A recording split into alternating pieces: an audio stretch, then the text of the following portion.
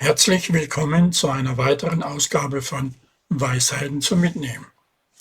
Das Thema heute: das generische Maskulinum. Genauer, was bedeutet das generische Maskulin eigentlich? In der Diskussion um das Gendern, Verbum, verweist eine große Menge der Menschen auf das generische Maskulinum. Bitte ich um eine Erklärung dieses Wortes, so bekomme ich schwammige Antworten, welche kaum genau, verständlich und nachvollziehbar erklären, zumindest nicht für mich. Mir ist es hier wichtig, dass es hier nur um das Thema generisches Maskulinum geht und weder darum, ob gendern oder nicht gendern, macht gendern etwas kaputt oder nicht. Es geht nur um den Begriff generisch.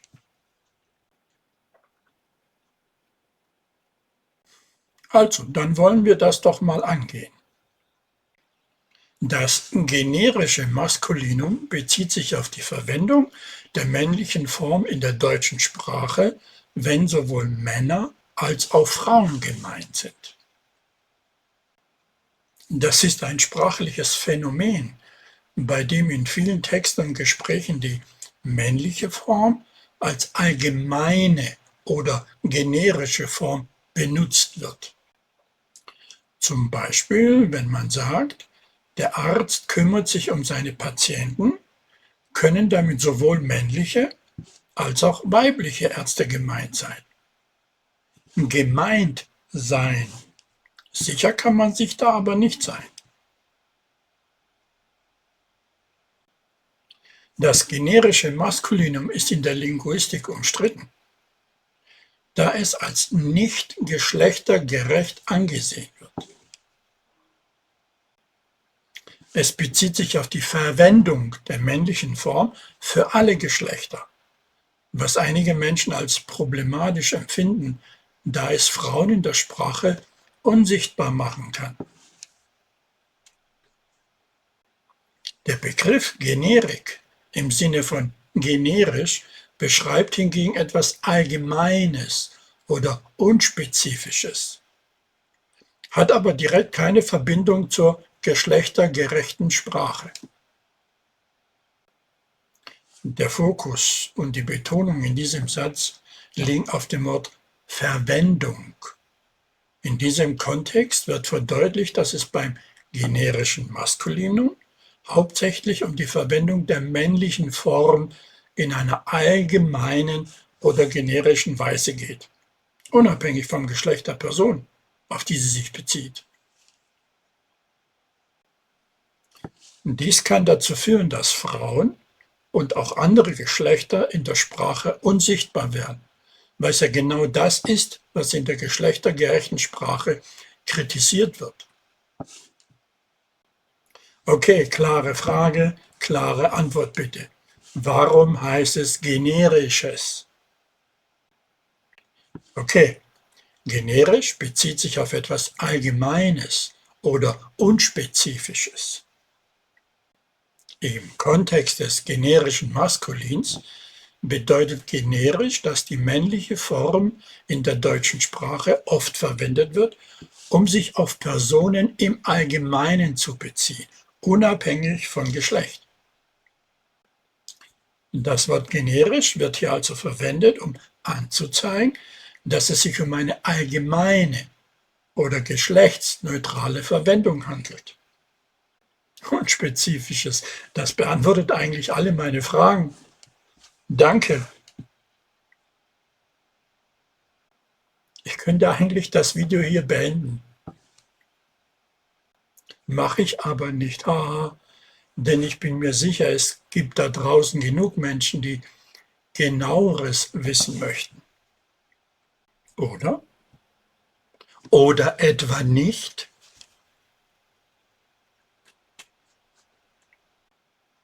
Wenn also etwas unspezifisch ist und es jahrhundertelang so war, ist es nicht langsam an der Zeit, unsere Sprache zu spezifizieren? Interessante Frage, oder?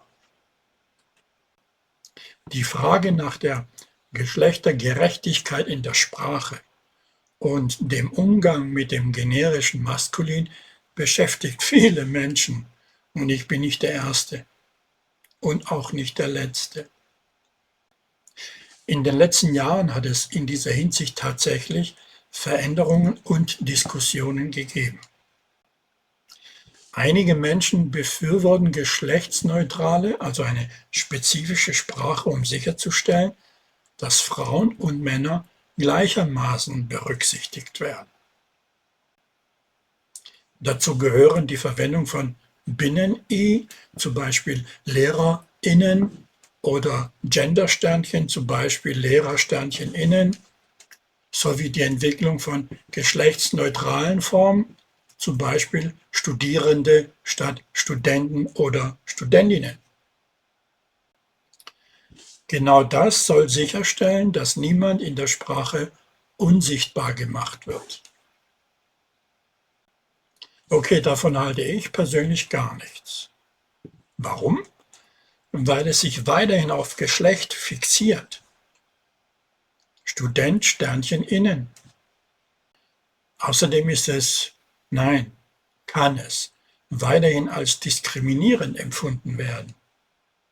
Denn mit welchem Teil des Wortes spricht man all die anderen Geschlechter an? Mit dem Sternchen, dem Doppelpunkt, der Schallwellenpause mitten im Wort? Student, innen? Gut, darum geht es hier nicht. Hier geht es mir tatsächlich um das Wort generisch. Andere hingegen argumentieren, dass die deutsche Sprache bereits inklusiv ist und das generische Maskulin eine historische Tradition hat. Die Diskussion über die sprachliche Gleichberechtigung wird also noch einige Zeit anhalten. Letztendlich ist es eine Frage der persönlichen Überzeugung und sprachlichen Präferenz, wie man mit diesem Thema umgeht. Wie denkst du darüber? Ist es das wirklich? Wirklich? Wenn generisch also unspezifisch bedeutet, wie kann man denn behaupten, die deutsche Sprache berücksichtige alles, alle Geschlechter? Dumme Aussage, oder? Gut. Was sagt denn die Etymologie und die Denotation dazu? Gibt es sowas wie eine Etymologie oder Denotation zum Begriff Generik, generisch? Ja, natürlich. Generik und generisch sind Begriffe, die eine Etymologie, Ursprung und Entwicklung und eine Denotation, Bedeutung haben. Etymologie. Der Begriff Generik und generisch leitet sich vom lateinischen Wort genericus ab, welches von Genus kommt, nicht Genuss, Genus, was Gattung oder Art bedeutet. In diesem Sinne bezieht sich generisch auf die Verbindung mit einer bestimmten Gattung oder Art von Merkmalen oder Eigenschaften. Denotation. Generisch bezieht sich auf etwas Allgemeines, Unspezifisches oder in seiner Gesamtheit ohne spezielle Merkmale oder Eigenschaften zu betonen. Es beschreibt eine allgemeine oder nicht spezifische Natur oder Qualität. Diese neutrale Denotation hebt hervor, dass generisch sich auf etwas bezieht, das nicht auf ein bestimmtes Geschlecht oder eine bestimmte Identität hinweist, sondern eher auf das Allgemeine oder Unspezifische. Das heißt also, ich kann generisch verwenden, um im Allgemeinen etwas Unspezifisches zu beschreiben. Genau, du kannst den Begriff generisch verwenden, um im Allgemeinen oder unspezifischen Sinne etwas zu beschreiben. Genauso. Generisch bedeutet also die Idee der Allgemeingültigkeit oder Unspezifiziertheit und bezieht sich nicht auf spezifische Merkmale, Geschlechter oder Identitäten. Es ist ein Begriff, der verwendet wird, um eine breite, allgemeine Bedeutung zu vermitteln. Wie genau ist dann diese Beschreibung? Das kann doch dann weiter unspezifisch sein und bleiben, oder?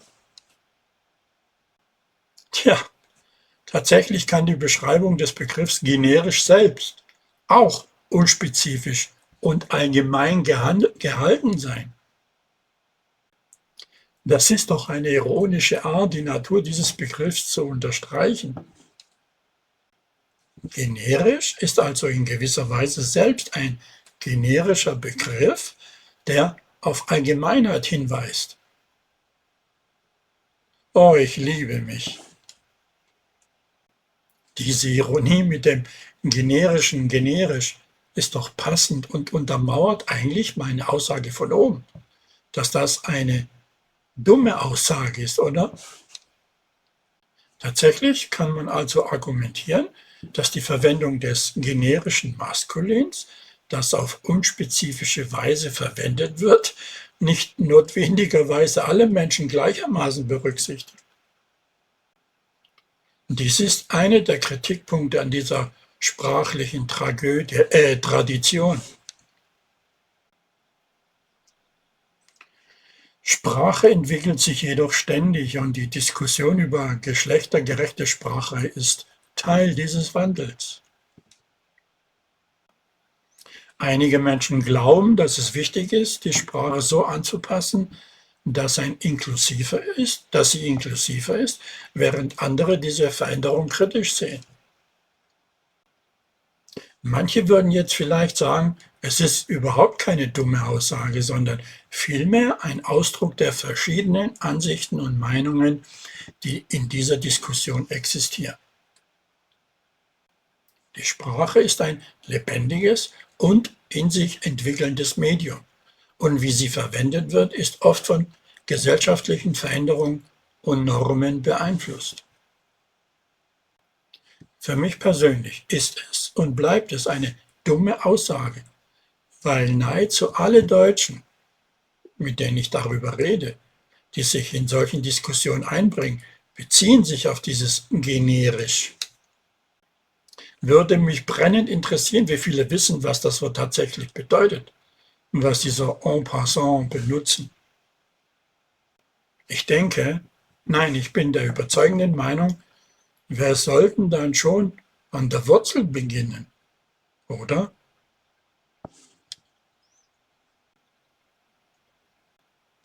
Und wenn sich schon Sprache ändert, was die Gegner des Genderns als Einwand hervorbringen, wäre es dann nicht an der Zeit, Sprache tatsächlich richtig zu verändern?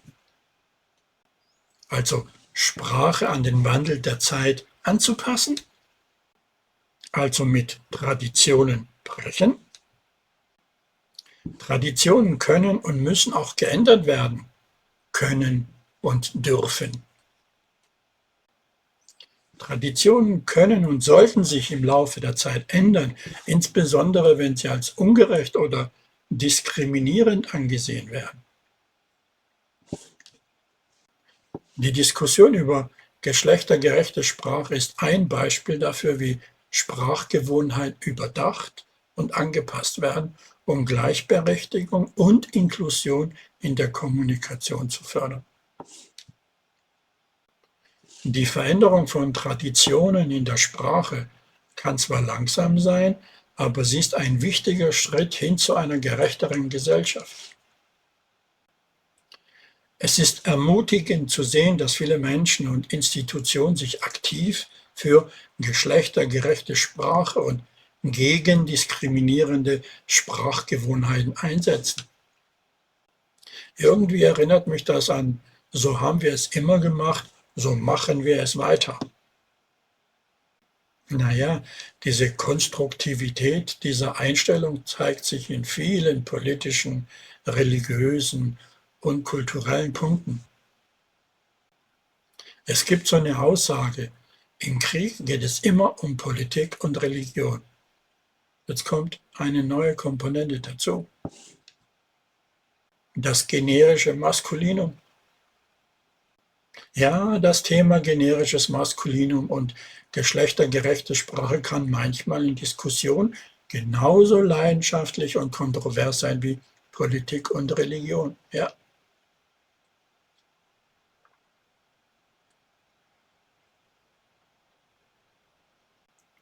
es ist faszinierend, wie Sprache zu einem so wichtigen und emotional aufgeladenen Thema werden kann.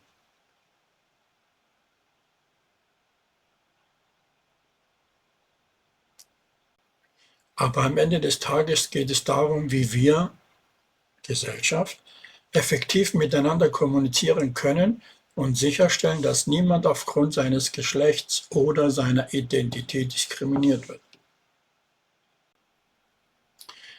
Neue Ansätze zur sprachlichen Inklusion werden sicherlich weiterhin diskutiert und entwickelt, um diesen Zielen gerechter zu werden.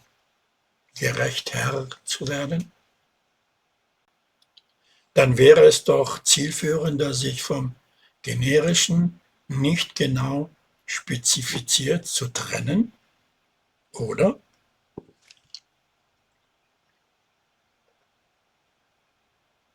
In diesem Sinne, die Sprache ist die Kleidung der Gedanken. Samuel Johnson. Dieses Zitat unterstreicht die Bedeutung der Sprache und wie sie unsere Denkweise und Wahrnehmung beeinflusst. Die Art und Weise, wie wir Sprache verwenden, kann tiefgreifende Auswirkungen auf unsere Vorstellung von Geschlecht und Identität haben.